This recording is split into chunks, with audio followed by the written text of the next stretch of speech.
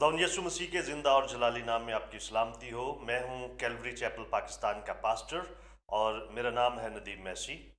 मेरे अजीज़ो, आज की हमारी डिवोशन का उन्वान है अपने काम को जी जान से करना या जोशो जज्बे से करना। तो इसके लिए आज का जो हमारा बाइबल मुकद्दस में से हवाला है वो है कुलसियों के नाम पौलुस रसूल का ख़त, उसका 3 बाब और उसकी 23 आयत। कलाम मुकद्दस में लिखा है कि जो काम करो जी से करो, ये जानकर कि खुदावन के लिए करते हो, ना कि आदमियों के लिए।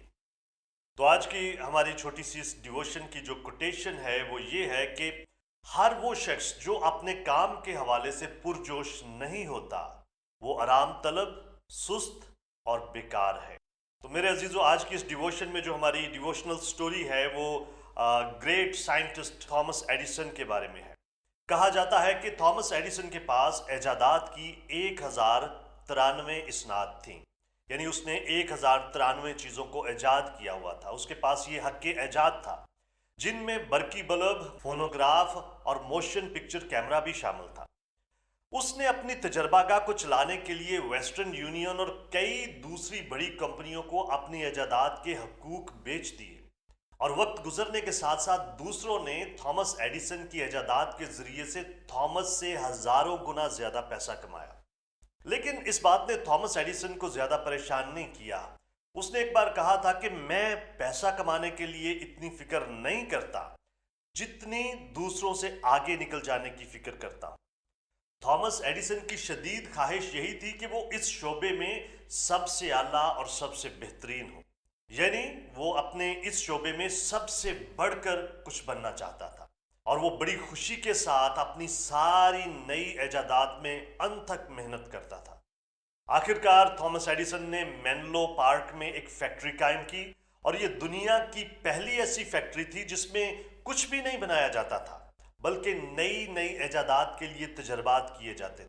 और ये फैक्ट्री ऐसी निजी तहकीकाती तजर्बागाहों की बानी थी जैसी आजकल बहुत सारी बड़ी बड़ी कंपनियों की तरफ से बनाई जाती। उस वक्त थॉमस एडिसन ने हर 10 दिन में एक नई इजाद और हर 6 महीने के अंदर एक नई बड़ी चीज बनाने का अहद किया। और उसकी जिंदगी में एक ऐसा वक्त भी आया जब वो एक ही साथ 47 चीजों पर काम कर रहा था।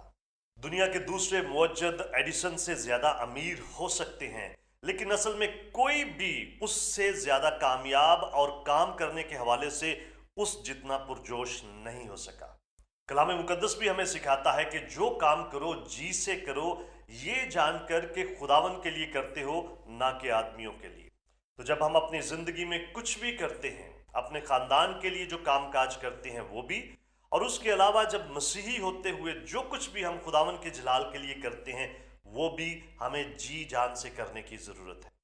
सेंट अगस्टिन ने एक बार कहा था कि जब दुआ करो तो इस तरह से जांफिशानी के साथ करो कि जैसे आपके दुआ किए बगैर कुछ भी होना नामुमकिन है।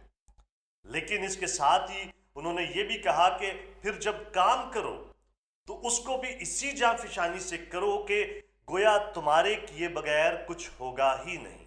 हमें अपनी जिंदगी के आम काम करने के साथ साथ खुदा के नाम को जलाल देने के लिए भी काम करने की जरूरत है।